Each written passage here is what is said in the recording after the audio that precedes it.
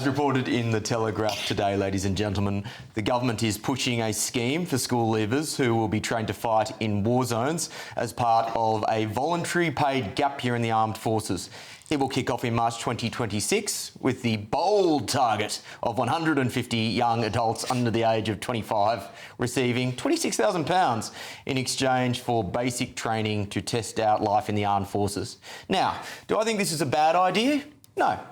But as with so many things this government does, it's a bandaid solution to a leg that has been hacked off above the knee. It is shifting deck chairs on the wreckage of the Titanic at the bottom of the ocean. It is a meaningless gesture that won't achieve its stated aim of solving a crisis in recruitment because it doesn't address the actual problem. Just like their small boats policy doesn't address the legal framework that enables illegal migrants to arrive and stay in this country. What's the real problem that Labor won't even admit, let alone address, you may ask?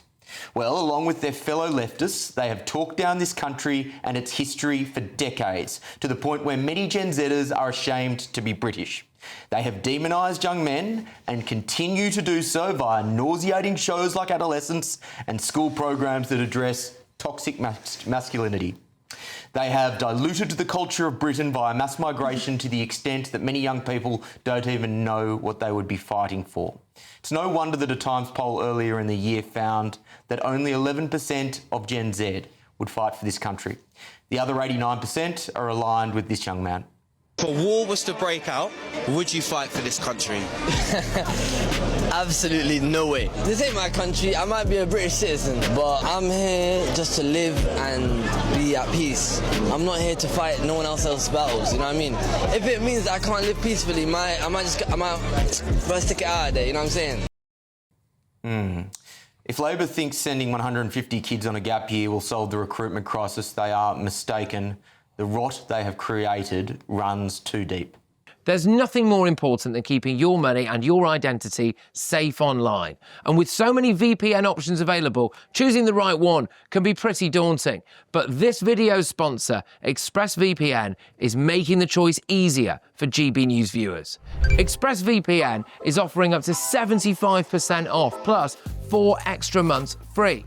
That's top-level security from just £2.49 a month, and you're covered by their 30-day money-back guarantee.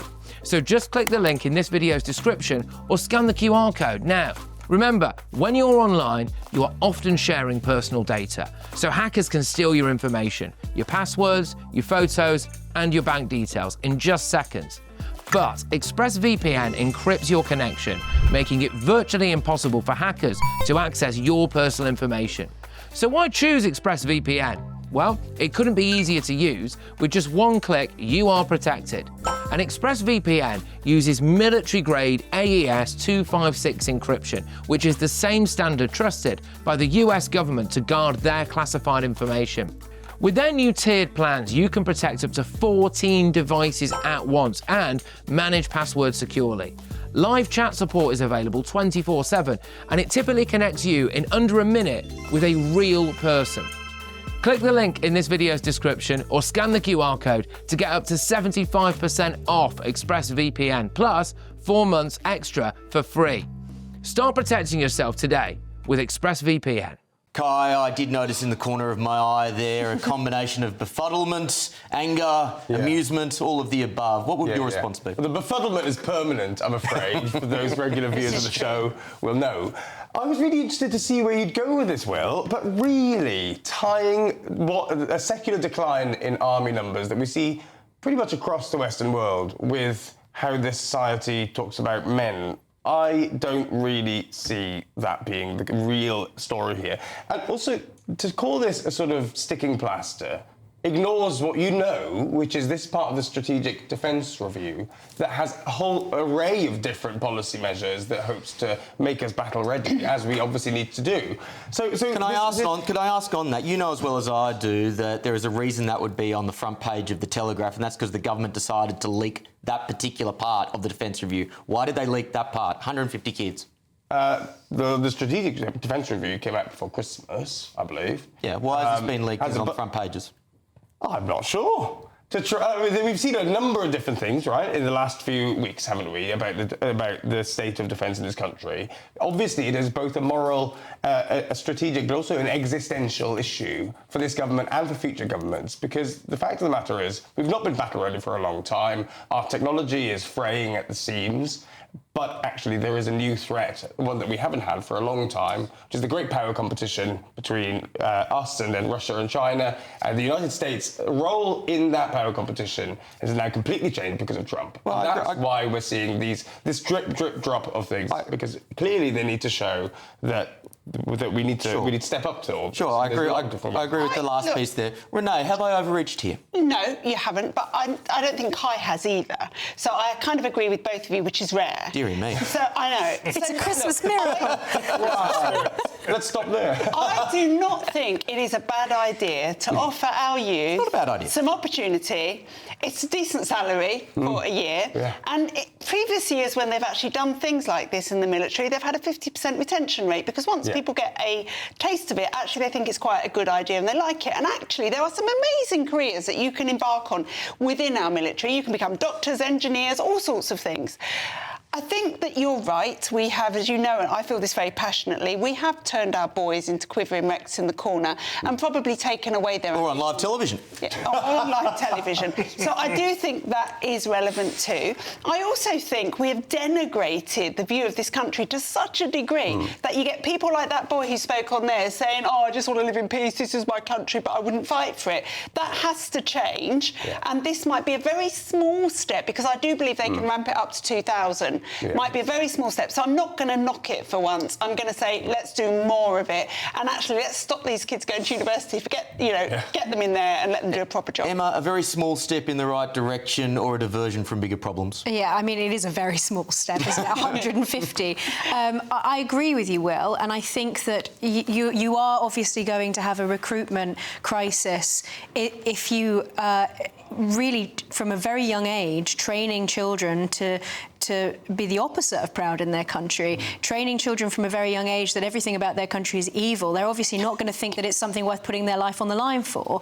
And everything about their sex. And everything about their sex. I mean, it's talking about masculinity always constantly in toxic terms. It's also all of these stories that you see in the press about veterans potentially being dragged through the courts for things that they've done while they were under active service. So I think there are all sorts of reasons why we have a recruitment crisis. Yeah, it's great to have a programme that helps young people, see whether or not they might like to have a career in the military without perhaps completely committing to it. I also don't think it's necessarily a bad thing to have younger people learning those skills, because at some point we might need to have conscription. Sure, I agree with that. Trey, do you draw the same cultural link that I've drawn between a recruitment crisis and some of the societal issues that I raised? I'll say some. I think you guys are missing out on one thing. I think people don't think most of these wars that we fought are that just.